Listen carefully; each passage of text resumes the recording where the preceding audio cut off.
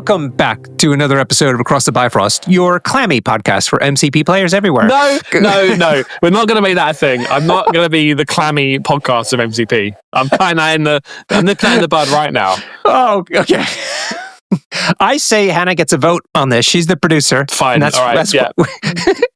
See, we can do that. See if she feels similarly clammy or not. No, right. No clamminess. Hello, everyone. Welcome. I'm going to do it. Welcome back to Across the Bifrost. We're coming at you from the Danger Room in our final episode in this 4-episode series of going over all of the crises cards in MCP. This was a Patreon requested episode. We're here. We've done it, Norbert. We're in the last stretch. Last one. So this will be the extracts that are more scenario focused than the prior ones. So we've broken these up into pairs. So the secures are broken up into ones that are attrition favored and ones that are scenario favored. And now we're doing the same for the 2 sets of extracts that we've broken them up into. Yes, so very loosely separated, we should say, because Senators was in the last episode, and I think that's a crisis card, and we're about to do hammers. So very loosely separated, but yes, you get the gist. Okay, so let's get right into it then. You mentioned Fear Grips, which is also known as hammers. And the reason that we're starting with this one is it's a quintessential scenario team in many senses because of its shape. Its shape is the D shape. So this is the same D shape as the Ds in the secures. And this is where you have a hammer very close to you. You have one that your opponent has on their side, of course, and then it's a diamond. So on the left and the right, there's also a set of hammers, each range 3 in from the board edges. Mm-hmm. Yes, and last episode we talked about having an odd number of extracts and how that's important because the priority player then gets a point advantage because they get one more extract than you. This is interesting because while this is an even number, what this does give the priority player is they get first choice of which hammer to take. So I love playing X-Force on hammers because if I have priority, I'm on my secures. That's good. That's a win. And we've brought your hammers because everyone brings hammers because everyone thinks they're good on hammers. It's also one of the more fun extracts because you get to roll more dice when you attack. But basically, if I have priority, I know before you've even deployed your team, I know that I'm going to grab this hammer and I know that you're going to grab that hammer. So I'm going to put cable opposite that hammer and play cat and mouse and threaten it. So basically that's what I'm getting at is the priority player, they get to choose which hammer you take as well as the one they take. So they grab one and then they can put all of their killers and, extract chasers on the other side because you basically have to pick up that hammer if you want to go even on points. So it's very interesting in that way. Yeah, and it always kind of gives you a little pucker moment because, if you don't have the priority, because you're like, well, who am I going to send up there to get that hammer? And in the old days, it was really bad because Thanos would just say, all right, thanks. And he'd kidnap you, move you into his team. They'd kill you. And you gave him your hammer, so to speak. It was terrible. That doesn't happen so much anymore, thank God. Yeah, thankfully, it's a little harder to kidnap people in MCP these days. Yeah. Also worth mentioning that your home hammer is range 5 from the edge of the board, meaning if you deploy a large base like a Hulk right behind your home hammer, he can pick it up without moving, and that's pretty cool. Right, and Abomination actually can get 2 hammers. It can get the one that you just mentioned, but then it can move with his double medium move. He can move to either side and pick up the other hammer, so he'll have 2 hammers straight away. Which is terrifying. Very bad, because he's survivable and he also wants to hit people and he's got hammers to help him hit. So let's talk about what's crazy about these hammers is that you can have more than one, as we kind of alluded to. It doesn't cost you more to pick up a second one, like the Legacy Viruses, for instance. It also gives you an extra die in your attack rolls for each hammer that you're holding, which is amazing. That's why it's so fun. But what's the part that everyone seems to forget? Yes, everyone forgets this. I forget this all the time. When you are holding a hammer, you have to pay 1 extra to play a team tactics card. Yeah. And nobody remembers. Nobody remembers. And it's always... I had a game at the UK Games Expo, actually, where Immortal Hulk grabbed a hammer and did... what's that card? He basically jumped. He has a card where you can jump. One below all. Yeah. And grabbed another hammer or something. Something crazy happened, and we didn't realize until the end of the round. And I was like, oh God, we can't even go back in time and say, hey, pay the extra power because you didn't have the power. So yeah, it's horrible, and both players should work really hard to try and remember that this is a thing. That's a very good point, though. One ball costs Hulk 2, so he normally would have enough power to do it all, but he can't play it for 2 if he's holding one hammer already. Yes, it'll cost him 3. So same with Brace as well. Brace normally costs 1, it will cost 2 with a hammer. Yeah. Yeah, oh yeah, right, exactly. Oh, that's a really good one, actually. So and free cards too, right? Free tactics cards. Yep. Trying to think of one off the top of my head. What's a free tactics card? Because it's not adding a cost to the card. It just says you have to pay a cost before playing the card. So it doesn't matter what card it is. So that's a really good point. Survive the Night. There you go. There's a free tactics card. Survive the Night is a New Mutants card. You'd have to pay 1 before playing it. Yeah. Cool. So, there you go. Yeah. So those are some tricks, though. Here, hammers is really tricky insofar as is that it's easy to pick up 2 of them in many cases. Also, as you said, you can kind of forecast where the fight's going to be for the other one, and of course that fight will be a little bit more deadly because you're likely to have a character with one of those hammers already beating people up. So be very careful about this one, as fun as it is. Yes, yeah, it's a bit of a what's that? The sword that hangs over your head. Damocles. Yeah, that one. Yeah, is that the right analogy? Maybe not. Basically, what I'm saying is this might bite you. Oh yeah, because everyone thinks they're good on hammers until they're not holding a hammer. And then and also some characters are unexpectedly amazing with a hammer, like rapid fire characters. Domino with a hammer is insane. Domino with a hammer can take out most characters in the game.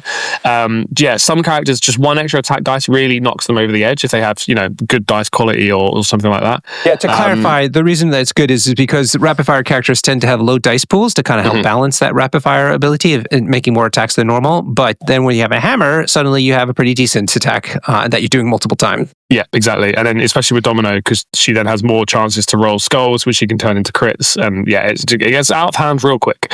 Yep. And also you can hold, this is one of the very few extracts where you can hold multiple of them.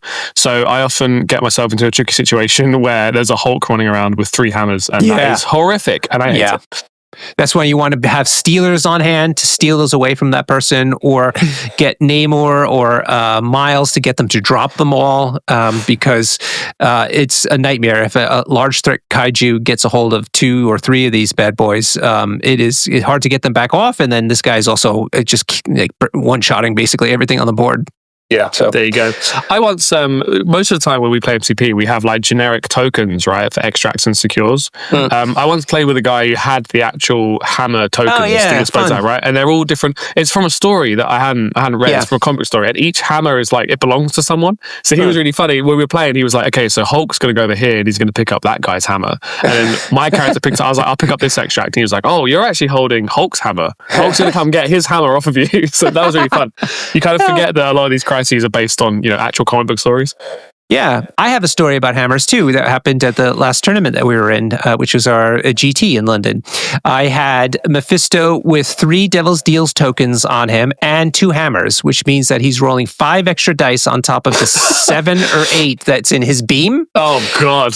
On Shadowland Daredevil, who gives him a reroll as well for each of us. I beamed twice into 2 different characters, so 4 different attacks basically over the course of that thing with 11 dice with 1 reroll. Yeah. And did a grand total of 4 hits each time. Yeah. This is why I question why you play MCP. Because every story you have is about how your dice went bad. I've never heard a story about your dice going well. No.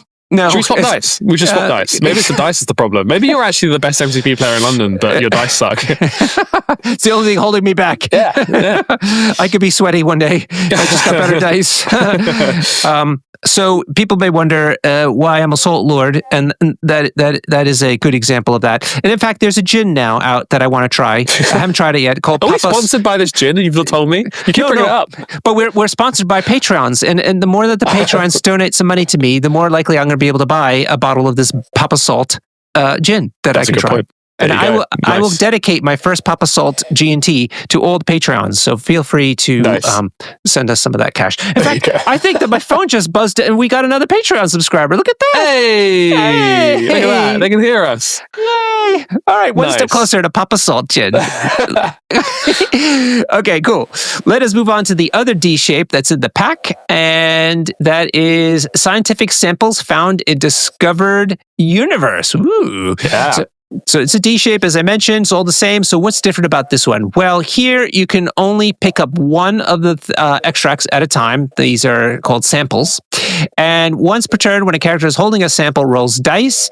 After the effect is resolved, if the roll contained one or more skull results, this character gains a power. So upside, nothing but upside from that one. But additionally, during the cleanup phase, if all of a player's characters holding extract tokens are within 2 of one or more secure objective tokens, that player also scores 1 VP. Wow. It's nothing but fun here with this one. Yeah. I think it's cool. I think it's really great. I think it seems like with the Warrior Kings pack, they realized that, extracts with too harsh of a downside were bad. Remember back in the day when we used to play Alien Ship and you'd have to search for it?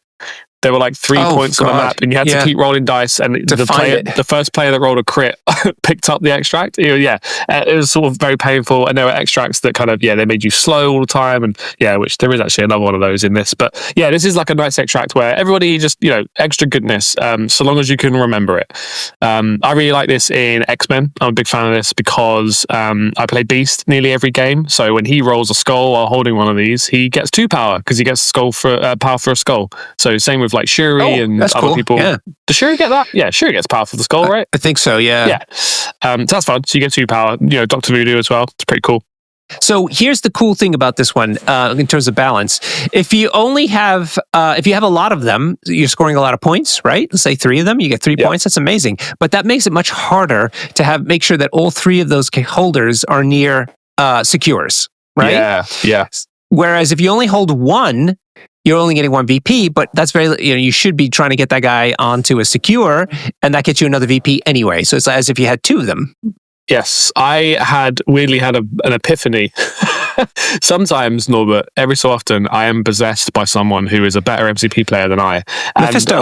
Mephisto, yeah. I made a deal with Mephisto, and he gave me some knowledge on this extract mid-game in a final once. So I was very happy about it. I basically realized that if anyone holding an extract is not within 2, your opponent doesn't get the bonus VP. Yep. So I found that the strategy here is the second one of your opponent's extract holders activates, you just displace them. Yeah. And that's it. There's no bonus VP for that round. And you basically want to hold all of your extract holders until the end of the round in the hopes that they will stay on the point. I've stopped using To Me My X-Men in round 1 because of this, because later on in the game, someone might get just displaced and I can use a late game To Me My X-Men to bring them back into the point for the bonus VP. So it's a really interesting new dimension to the scoring of this. Yeah. I think Web Warriors are terrifying on this because they can displace you round 1 quite easily. Ghost Spider can just move, impact webbing, webline you off a point, so they can just be like, and no bonus point for you. I'm going to take that. So I think this is gonna upset a lot of people in the wrong scenario. I love it on X-Men, but I'm too scared to take it in my roster because we don't have enough displacement. So there's an interesting new kind of dimension here, and that 1 bonus VP doesn't sound like a lot, but over the course of a game, it's huge, especially if your opponent is getting it and you're not. We used to have an extract called Paranoia Pummels Populace, which isn't in the game anymore. But long story short, it had the same thing. It had the same bonus VP thing. And often I would win games just because I played it a lot in X-Men and I just remembered that extra rule and my opponent didn't. And if your opponent forgets twice and you remember twice, that's a 4-point swing, right? And that can often win you a game. So it's one of those where I think a lot of people will get caught out by that additional rule, and you need to play it a lot. If you're taking this in your list, you need to play it a lot to remember it, and make sure you remember. Yep. Another one, no joke, could be the Winter Guard affiliation, because their leadership prevents you from getting pushed potentially off of secure. So it doesn't mitigate everything that you talked about, but pushes would be one of the things that it can do. Sadly, you still have to roll a die to make sure that doesn't happen, and so it isn't foolproof, but nonetheless, that's another option. Yeah, nice. And you made a good point earlier where, if you have more extracts than your opponent, then there's more pressure on you to remember this. Because as you say, if even one of your characters is not within 2 of a secure, you're not getting that bonus VP. I really like this, by the way, as well, because I think that a big complaint that people had before this rotation of Crisis was teams running away, running to the corner of the board. I remember when I first started playing, 2 rotations ago, running to the corner of the board was a huge thing. Because I think, was it Alien Ship maybe was worth 2 VP, right? Yeah. So So you just get anyone to hold that, and they go stand in the corner of the board. It was like the least thematic, the least Marvel comic book thing ever. So they're really like, each rotation they're bringing it back to like, you don't necessarily have to like stay in the middle of a fight. You can still be a crisis team that runs away with stuff, but you can't run away all the way, right? You still want to be within 2 of a secure. It's a really nice and subtle kind of balanced way, I think, to keep people, relevant in the game. Yeah. So, but I think you made the reason we put this into the scenario-based kind of category is because of the shape in the first place, because it's so wide, but then also the fact that you're trying to move around as much as possible to try to stay on those secures to get those extra VPs. So, yeah, exactly. This also potentially makes safe grabs really important, because if you're playing this on a B map, you need to make sure that you can grab that extract and bring it back to a secure to get to get the extra VP. So that's such a great point, because a lot of times you have to double move and hold it and then hope not to die, but then you're also not scoring that extra VP. Until the next round anyway. And I can't stress enough how important that extra VP is, because again, if your opponent scores it twice and you don't score it twice, that's a huge swing, and could be game losing. So you do need to play around that line. That's the reason I love this extract so much, but it's not in my X-Men list because of that reason, because I don't have as many tools as I'd like to secure that VP every round, whereas someone like Web Warriors or maybe Hellfire Club, they do have that. Okay, we're going to move now into the next category of shapes, which is basically box shapes. There's only one true box, which is map N as in Nancy, and it is called Unexpected Guests Crash Royal Wedding. So we have, and help me out while I'm talking here. Take a look at this box and tell me which one of the secures it matches. Okay. Oh, that's a B. I don't know. So that's what I wanted you to look. It's five. Well, no, wait. If it's its own map shape, so it won't be a B, right? Oh, yeah. Yeah, B is 4 in, and this is 5 in. So this is slightly tighter in than a B. Are there shape. any N's in the secure category? No. Oh, look at that. These guys are just all over the map. Man, AMG working overtime on the crises. It's almost like we shouldn't use letters for the maps anymore. No. Don't be silly. You immediately knew that there was no N's in the secure camp, so it was helpful. Anyway. Moving on. This is a box. They are range 5 and 2 up from your board edge. As there's 4 of them, as I mentioned, and then they're range 5 in from the size of the board. Okay, you can. They're guests apparently, and you can only hold one at a time. And then during the power phase, starting with the player with priority, for each character that the player controls that is not within 2 of a secure, that is also holding a guest, the controlling player's opponent chooses a secure, and then that character is pushed towards that chosen secure short. Now, keep in mind that this could be any secure. It doesn't have to be the one nearest to you. It doesn't have to be the one on your side or anything like that. The opponent gets to pick which secure it's going to be pushed towards, and then puts down the bent tool to figure out which actual direction it gets pushed. And this screwed me up once, because I had a guy who was really clever in France, actually in Paris. He put his character behind a piece like a dumpster, so it was flat and parallel to a lot of the secures. And so when he put his character right up against it and behind it, there was no way to actually push towards any of the secures, and so it just sat there. The guy just sat there, and he just kept scoring points on me. Oh man, it was brutal. Yeah, it's an interesting caveat to the rules that it's any secure, but it has to be towards. So basically, what it stops is it stops you from pushing a threat away, which I really like. If like an Immortal Hulk is there, like on a Spider infected, you might want to just advance him away from you and making him, less relevant. But this has to be towards. So yeah, it's quite interesting. I find that actually probably 50% of these pushes don't move the person at all, because they're like, I'm happy where you are. I'll just push you slightly into that lamppost and you'll stay where you are. And that's fine. It's quite nice and flexible.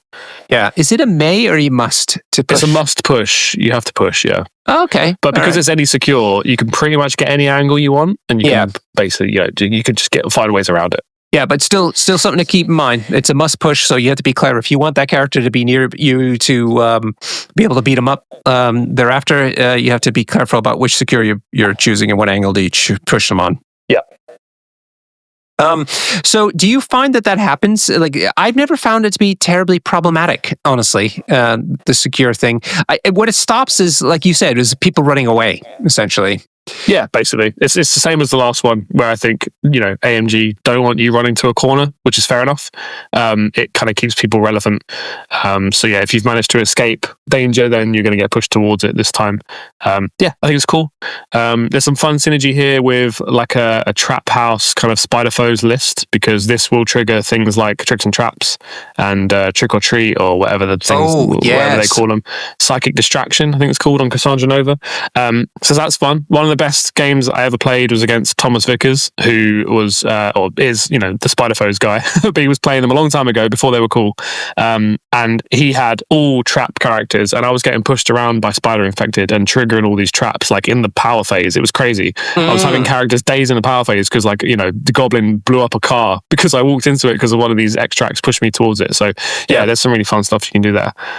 Yeah, cool. So we like this one a lot, but again, I haven't played it very much because I find it to be more of a scenario-oriented type of team. And you're just too violent for that. Choose violence. When in doubt, choose violence. I want to talk about the box shape as well. So it being 5-2 up. We talked about this in the secure episodes, where a medium base medium move can double move and get to the opponent's pay to flip. You can now grab their extract as well. So Lizard is amazing for this. He's very tanky. You can double move, steal your opponent's extract. And yeah, it's great. There's no midline extract. I realized this shape because it's interesting. There's no midline. So if you have priority and you're the kind of team that want to dive and grab points, then your first extract you grab might be your opponent's, and that's quite novel with this one. So you grab your opponent's, they go, oh my god, I need to grab my other home one, and you grab your 2 home ones. You're now 3-1 up on extracts. So look out for that. Obviously, we've said it with everything, but a small base long mover deployed in the middle can double move to any point in the game, so they can grab both your home extracts as well. But yeah, these ones are a little closer, so medium base, medium movers can get over there as well. Okay, do you want to tell everybody what the slang term diving means? When basically, if you divide the board up and think, these 2 extracts are mine because they're near me, and those 2 extracts are yours. A dive is when they send a character to come and grab yours, basically. Yeah. So it's usually a lizard. Beast is pretty good at it as well. Basically, medium base, medium movers, or anything faster than that. So like an abomination is pretty good too, right? Just a large base, medium move, he can easily get there. That's pretty fun because you can grab that, and then not many teams are equipped to daze an abomination round 1 that's in their face. So yeah, exactly that. Yeah, and because this is actually, they're quite high up, like you said, range 5+2 up, that means that when you dive, you're not actually that terribly far away from the mid line, and so you're still relatively intact you're near the rest of your team, and so you could get protected that way, or at least even start fighting with other people that are kind of near the midline. So part of that will be determined by your secures that are also part of the game, but something to keep in mind. That you're not diving terribly far away. There you go. Okay, cool. So that's the only map like that. And then we're left with just 3 other crises that all share the same map, which is the F map. F. So let me find the first one. There he is. Spider Infected Invade Manhattan is the first one. Now, this is interesting because it's the same box as before. That is, there's 4 points that are 5 and 2 range up and 5 in from the sides, but the addition of a fifth extract that is dead center on the board. So now we're back into safe grab territory because there's that one in the moment, and that means priority matters, and you have to decide if you have priority, can you safe grab it, or what are you going to do to somebody who can safe grab it if you can't? Okay, I think this is the least beloved of all the 5-point extract ones on there, and that's because of the special abilities of these extracts. So you can only hold 1 at a time, but then during the power phase, starting with the player with priority, each of the players roll 1 die for each character they control that is holding a spider infected, and if you roll a crit, wild, or hit, that character advances short before you roll for the next character, and of course your opponent resolves that advance. So it's more flexible than a push. You can walk everywhere. If you have wall crawler or flight, you can also go through terrain. So something to think about as well. The thing that tricks people here as well is this can't be a climb. Right. So a climb is a different action to an advance. So you can advance someone onto a building if they have wall crawler or flight, like Norbert said, but you can't. That isn't a climb, even though it's the same measurement tool. It's confusing. Yes. Yep. So yeah, I don't think people like this one because that's you get moved around quite a bit, basically. It's a 50-50 chance of getting, is it? No, it's even more. It's more than 60% chance of getting moved around. And it's quite flexible where you get moved to. So I think this is the main reason why people don't like it so much. I mean, except again for very highly scenario-oriented team members who have a lot of extra movement tricks on top of their in their kit. Yeah, for sure. I think you want this if you want a lot of bodies on the board, because there's a risk here that your character gets advanced, into a place where they're in danger. So you want to have loads of other bodies to, pick up stuff that's been dropped, or, basically this is the whole, you can't kill them all mentality, I think, is needed for this one. So you see Web Warriors take this quite a lot. Not many other people. Yeah, because there's 5 points on the board, which means that you'd want a lot of bodies, like you said, to move people around. But it's only 17 threat. And so it's possibly not very high threat. So then you have to decide, well, how many people am I going to commit to getting these things, and how many are going to be actually doing the killing? Whereas Web Warriors, they have lots of guys who want to move around and carry extracts, and so they're just happy with 5 of them. So it's quite tricky. And also then there's an odd number on the board, and so that means they could potentially be going up 3 to 2 on you. And so it's problematic. It's problematic, this scenario. Yeah, for sure. It's also the same box shape as scientific samples. So again, those characters, Lizard and Beast and Abomination, can go and steal your opponents. It's just that this one has a middle one, which is just more space for shenanigans. Yeah, really. And it also makes the safe grab option even more powerful, because the potential advance from the crisis doesn't happen until the power phase. So you can actually execute unlike scrolls, for instance, that could kind of screw up a safe grab. Yeah. This doesn't. It all happens just fine, and then in the power phase is when of the next round is when you have to deal with the consequences, if any. Yeah, for sure. I find that this is a really punishing extract for if you're not ready for it. A lot of people see that middle extract and they go, "Oh, okay, well, you have priority, so you're going to grab the middle extract." And then they don't deploy it in a way that lets them get the middle extract. So if I see that happen, I will dive their home extract. They now don't have a good way to get the middle. So they'll either go and grab the middle and be stood in the middle, in which case I can maybe attack them, or they'll grab a home extract and then I get the middle as well. So it can be really punishing. X-Men in particular can go up, 4-1 on these extracts sometimes if your opponent isn't quite ready for that. Do you play this with X-Men? Not Spider Infected, but I do play the shape. Because of our next extract. Yeah, but not Spider Infected, to be clear. No, not that one. Mostly because X-Men, they fall over to a stiff breeze. So as soon as Spider Infected advances me, within range of someone scary, they tend to just daze. So I don't want that. But this one I play all the time in X-Men. I love it. Yep. So this is Struggle for the Cube. This is one of the old school ones, and same shape as before. Everything's the same. The difference is of these 5, you can pick up multiple ones, and it doesn't cost you more when you pick up the next one. The other thing that happens is during the cleanup phase, each character suffers 1 damage for each cube they're holding, but you also get a power for each damage suffered that way.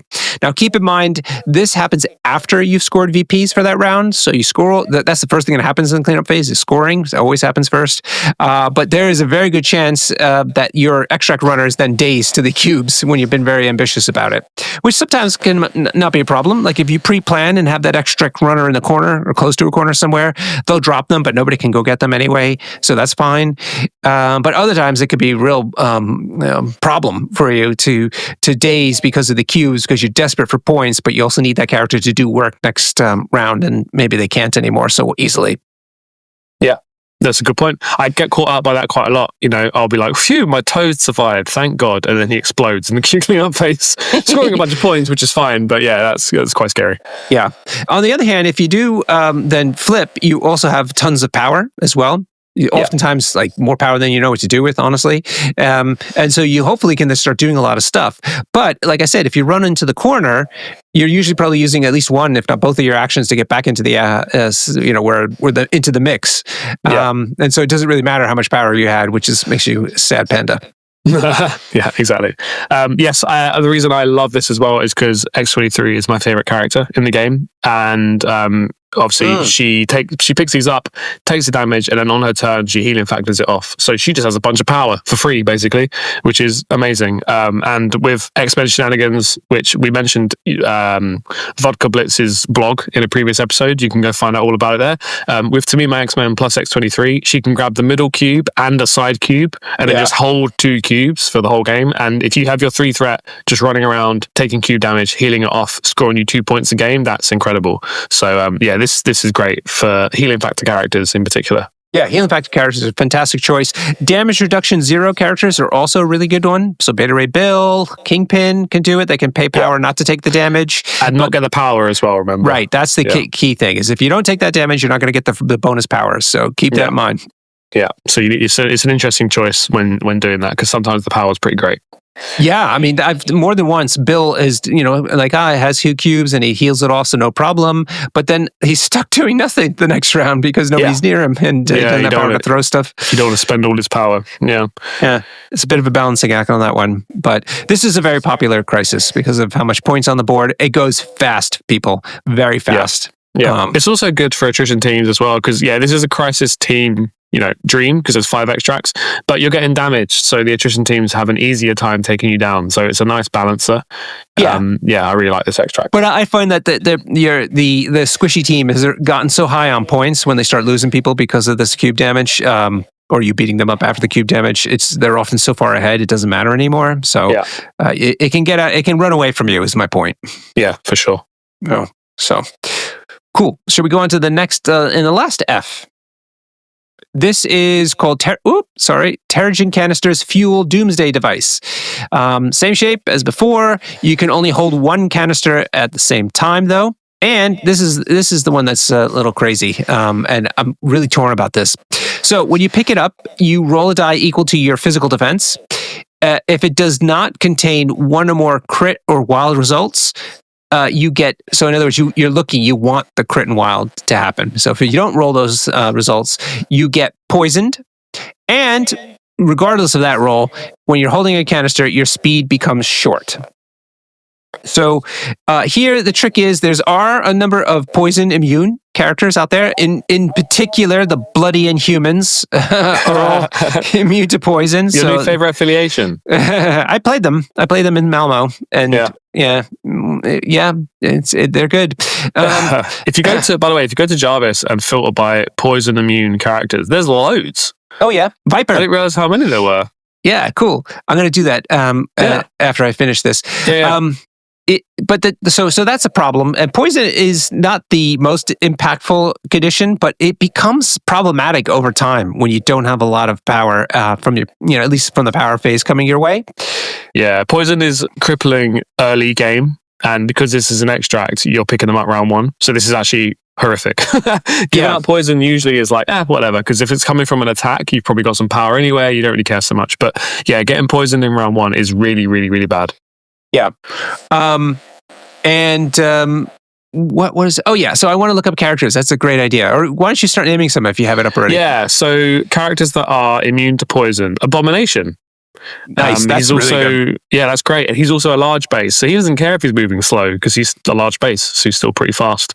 Yeah. You've got, your Beta Ray Bills, Bishop, randomly. Whoa. Cable. Okay. Cable's immune to poison. They got the virus. They got that virus. Yeah, Bishop doesn't. But yeah, holy moly! There's 39 characters that are immune to. Whoa, crazy! So Cable loves this because he doesn't move anyway. He's a short move anyway, and he's got body slide. So let's do that. We can do that. Good old Jarvis can let us do all of these things. Yeah. So I'm taking off medium and large, and then see who are the short movers who are immune to poison. That gets 8 results. My favorite affiliation, the Sentinels. yeah, the Sentinels, both the Prime and the normal Mark IVs. You have both Hulk and Immortal Hulk move short and are immune to poison. Cable, as you mentioned, Omega Red, which you're finding to be becoming more and more relevant in the meta these days, don't you? Yeah, he's not bad. Him in Hellfire Club's pretty great. Yeah. Also, though, what was the other one that he was in that he was really good in? I can't remember. Omega Red's just good. He's a little bit slept on, not gonna lie. Yeah. And Lockjaw randomly, because he's an Inhuman, and Arnim Zola, he's a robot just like the Sentinels. So yeah, there you go. So yeah, I mean, any of those characters, if you like them, this could be one for you. I mean, if you're playing I could see an Avengers kind of crisis focused team playing Hulk and Cable, incredible, right? Very good characters for this. Yeah. Maybe they're quite high threat, so you've got less bodies, which is maybe not so good on an extract where there's 5 of them. But yeah, Sentinels, robots are immune to poison. Where's Ultron at? Is Ultron not immune to poison? He's a robot. He is, but he moves medium. Oh, you're looking at short movers. That's just short movers. Yep. Yeah. Okay. Cool. Yeah. So yeah, I mean, obviously, it's fair because the War of Kings is an Inhuman story. This is about Terrigen canisters, which is what the Inhumans are powered by. Retcon why Inhumans are okay for this? That's amazing. I accept that. I mean, I don't think it's very fair that any team get an extract, literally made for them. But Inhumans, they're pretty good at this. But I mean, they're Inhumans. The kind of shtick they have at the moment is they power up Quicksilver to go and steal your extract, and he isn't an Inhuman by blood. He's an Inhuman by marriage. So he isn't immune to poison. To the short thing. Not that matters. You know what I'm getting at. Basically, he will be poisoned, or could be poisoned, and will move short. So that turns that off, which is nice. So ironically, it turns off one of their tricks a little bit. So yeah, I think that this is probably the least taken extract because it's just a lot of downsides, right? Well, Web Warriors hates this crisis. They do not want to see this crisis because of the slow part. Poison's not helpful either, to be honest, but the slow part is a real problem for them. Yeah, exactly. And also, its speed becomes short. That applies to whenever you use the movement tool, you have to use the short one. So characters like X-23, Baron Zemo, even though their attacks say they're advanced medium, they have to use the short tool because their speed is short. Yeah, so anytime you see that little symbol, either S, M, or L on the card, that means you have to use the S one instead. That's the best way to remember it because I forget all the time. There are other abilities that let you move a certain distance, but they will be written differently than that. Yeah. So I can't think of any off the top of my head right now, but it's not most of them, to be honest with you. And you basically are stuck going S for the most part with this crisis. Yeah. But there are 5 points on the table, so that's interesting. But then those 5 people are easier to catch and beat up. I don't know what else to say about it aside from that. It's new. We don't know it too well. It's tricky. Have a plan for it. Yeah, have a plan. Yeah, if you got it in your 6 anyway, or whatever 3, definitely have a plan because otherwise, what are you doing? What are you even doing? Did you play it with Sentinel? No, I got my 50 games of Sentinels before this came out, unfortunately. I don't know if they love it because it's 5 extracts and they don't want to be chasing stuff around. So I don't know. But yeah, I probably wouldn't have minded it. Okay. Interesting. All right. If you're a Sentinels player and you use this a lot, please tell us. How can they tell us about this? Oh, they can go to our Discord. There is a link to the Across the Bifrost Discord in the description below, and you can come tell us all the rules we got wrong, all of your crazy tactics for these crisis. I love seeing, because I'm an X-Men player, I love seeing really long and convoluted plans for how to steal your opponent's extract. So please tell me how you're planning on doing that. And we also have a Patreon, which you can support for just a handful of pounds. And it helps us, it helps Norbert buy new gin. Yes. Yeah. And that's really important to keep also helps make sure that Hannah stays as part of the team, and she'll be important to break the tie about the clamminess of the podcast. About whether we're going to call this the Clammy Podcast. Cool. Yep. So make sure that she stays happy and support all 3 of us. Yes, there you go. Thanks a lot. What else can they do on the Discord more than just giving us their tips and tricks? What else is there happening? They can go and start a bloody NCP team. That's what they can do. They can? Because we've got the Across the Bifrost Team Championship is, the debut is going to be January 10th and 11th, 2026. Yes. And the reason we picked those dates very specifically is because that's when London hotels are super cheap.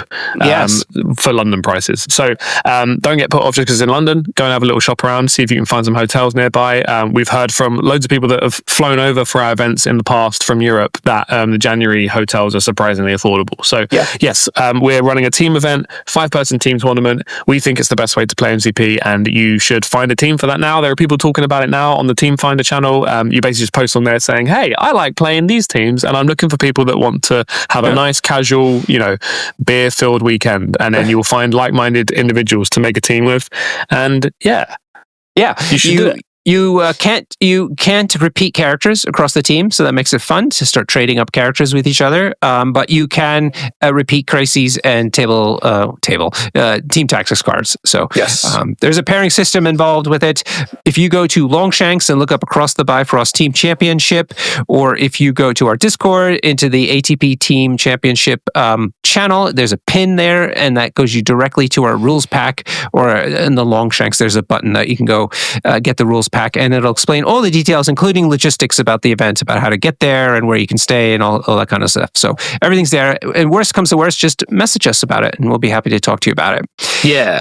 If you can't come to that particular event, but you want to go to a 2-day event, which we highly encourage around Europe, you can look at our event finder, which is at tinyurl.com/MCP events Europe. So all 2-day events that are happening in Europe are listed there for this year and already next year. And if your event is not on there already, please do message us and we will add it in forthwith. Nice. All right, Jamie, any final words? That's it. Do a good MCP. We hope that you learned a bit, actually, from these episodes. Thanks to our Patreons for asking for this kind of episode. Let us know what you think. We kind of don't tend to get into the weeds too much with this podcast. That's because we're clammy.